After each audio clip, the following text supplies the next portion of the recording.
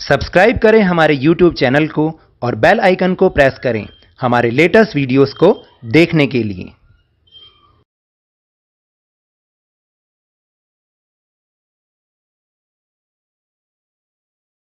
Hello and welcome to Lavneesh sir की class.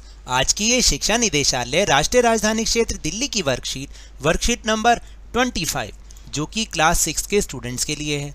यह ली गई है गणित विषय से और आज इसमें हम बहुत ही आसान सा टॉपिक करने वाले हैं जो आपको एक ही बार में समझ में आ जाएगा।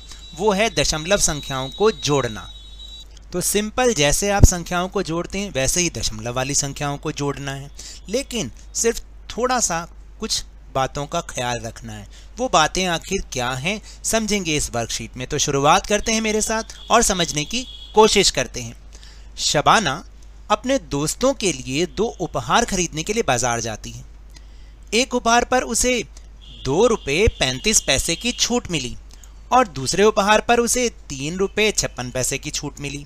उपहारों पर मिली कुल छूट का पता लगाएं। जब भी ये कुल शब्द आता है इसका मतलब आपको जमा करना है। अपने बिल्कुल आप दिमाग में ही रख लीजिए, जब भी कहीं कुल लिखा हो ना कि कुल धनराशि, कुल कितनी छूट, तो ये आपको सिर्फ जमा करना और कुछ नहीं करना। और इसको लिखना कैसे है इसको आप ध्यान रख लें, क्योंकि कम शब्दों में हमें सवाल को लिखना होता है। जैसे आपने कुछ नहीं लिखना है, शबाना अपने दोस्तों के साथ कुछ नहीं, जो इसमें दे रखा है वो पहले उपहार पर छूट मिली 2 रुपये 35 पैसे, दूसरे उपहार पर छूट मिली 3 रुपये 56 पैसे।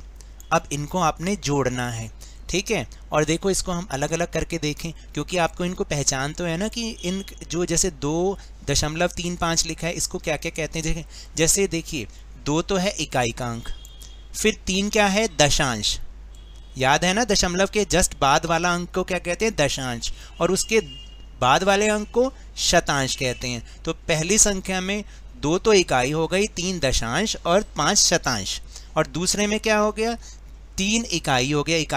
इकाई के प्लेस पर कितना नंबर है 3, और फिर दशांश कितना है 5 और शतांश कितना है 6। अब आपने सिर्फ इनको जोड़ना है। 5 और 6 कितने होते हैं 11। 11 पूरा तो नहीं आएगा, 11 का 1 हासिल पहुंचे 1। 3 और 1 4 और 5 9, दशमलव का दशमलव, और 2 और 3 5। लेकिन इसको लिखना कैसे है, यहाँ थोड़ा सा आगे पीछे करके लिखा है। मैं आपको अब बता रहा हूँ कि आपको संख्या को लिखना कैसे है। जब आप एक बार सही ढंग से लिख लोगे ना तो आपका उत्तर भी बिल्कुल सही आएगा। तो देखते हैं आखिर वो कौन सी बातें हैं। तो देखो, दशमलव संख्याओं को जोड़ने के लिए निम्न चरणों का पालन करें। इसको आप ध्यान रखिएगा बस। सबसे पहले तो चाहे जमा सिंपल जमा करते हो या दशमलव वाली जमा करते हो, तो सबसे पहले अंकों को एक के नीचे एक पंक्तिबद्ध करके ही लिखना होता है। यानी अंक के नीचे हमेशा अंक आना चाहिए और दशमलव के नीचे दशमलव, याद रखिएगा, तभी आपका उत्तर सही आएगा। दूसरा है शून्य लगाओ ताकि संख्या समान लंबाई में हो, और इसके बाद स्तंभों को जोड़ दो। देखिए ये इसका दूसरे का मतलब क्या है मैं समझाता हूँ आपको, याद रखिएगा। देखिए 2 संख्याओं को ही जोड़ते हैं। आपको ये देखना है कि दशमलव के बाद दोनों की संख्या बराबर होनी चाहिए। दोनों संख्याओं में अंक जो है बराबर होने चाहिए।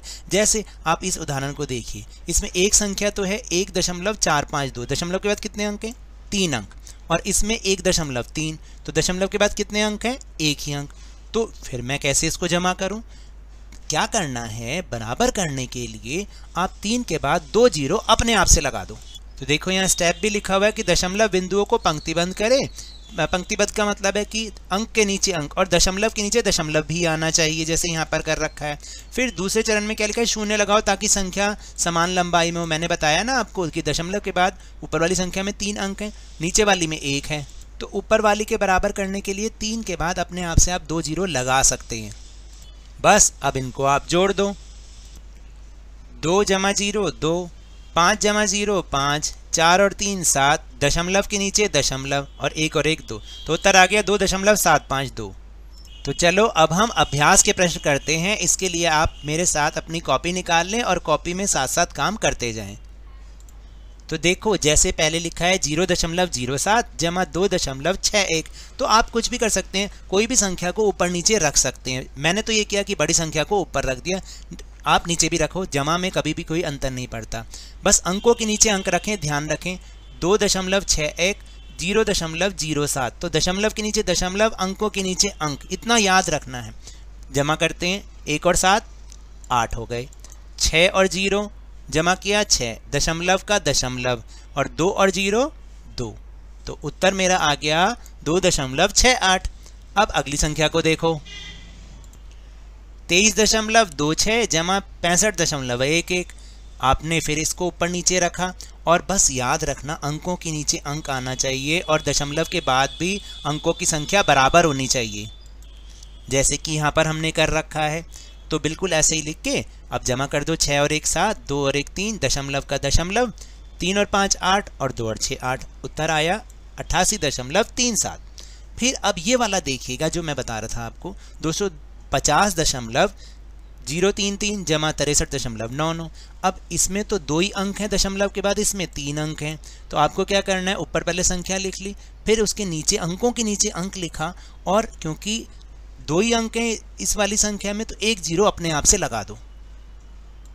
फिर इसको जमा कर दो, 3 और 0 3, 3 और 9 12, 12 का 2 हासिल पहुँचे 1, 9 और 1 10 का 0 हासिल पहुँचे फिर 1, बीच में दशमलव का दशमलव आ गया। 1 और 3 4, 5 और 6 11 हासिल पहुँचे 1, 2 और 1 3। फिर इसके बाद है 123.321 जमा 0.123 को जमा करना है। अब आप ध्यान रखना, अंकों के नीचे अंक रखो, इकाई के नीचे इकाई का अंक, दहाई के नीचे दहाई का अंक, शतांश के नीचे शतांश, दशांश के नीचे दशांश। ठीक है, इस तरीके से आपको अंकों के नीचे अंक रखने और दशमलव के नीचे दशमलव ही आना चाहिए, और इस तरह से जब आप जमा करोगे इसका उत्तर आ जाएगा 123.444। अब शाब्दिक समस्या पर आधारित प्रश्न। नेहा मक्कड़ ने गणित की पुस्तक के लिए 85 रुपये 45 पैसे और विज्ञान की पुस्तक के लिए 105 रुपये और 99 पैसे खर्च किए। नेहा मक्कड़ द्वारा खर्च की गई राशि को ज्ञात कीजिए। तो इसमें भी वही जमा करना है आपको। लिखना क्या है, छोटे से छोटा कम शब्दों में लिखो। गणित की पुस्तक के लिए खर्च किए 85 रुपये 45 पैसे और विज्ञान की पुस्तक के लिए खर्च किए 105 रुपये 99 पैसे। अब आप इनको आपस में क्या कर दोगे, जमा का निशान लगा के जमा कर दोगे। तो जमा किया, 5 और 9 14, 14 का 4 हासिल पहुँचे 1, 4 और 1 5 और 9 14, फिर दोबारा से हासिल पहुँचा 1, और इस बीच में हमने दशमलव के नीचे दशमलव लगा दिया।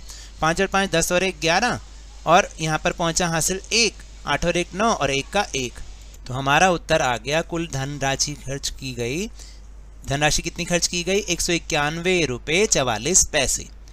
तो ये तो थी आज की वर्कशीट। अगर मेरे इस तरह समझाने से आपको थोड़ा सा भी समझ में आया हो तो इस चैनल को ज़्यादा से ज़्यादा सब्सक्राइब कीजिए, लाइक कीजिए और बहुत ज़्यादा शेयर भी कीजिए। और हाँ, मेरे साथ इसी तरह वर्कशीट को समझते रहिए, लेकिन ध्यान और मन लगाकर पूरी मेहनत और लगन के साथ पढ़ते रहिए। और अगर आपको कोरोना वायरस को हराना है ना, तो अपने हाथों को नियमित रूप से साबुन और पानी से धोते रहिए। मास्क जरूर लगाइए, क्योंकि जब तक दवाई नहीं तब तक कोई ढिलाई नहीं। धन्यवाद।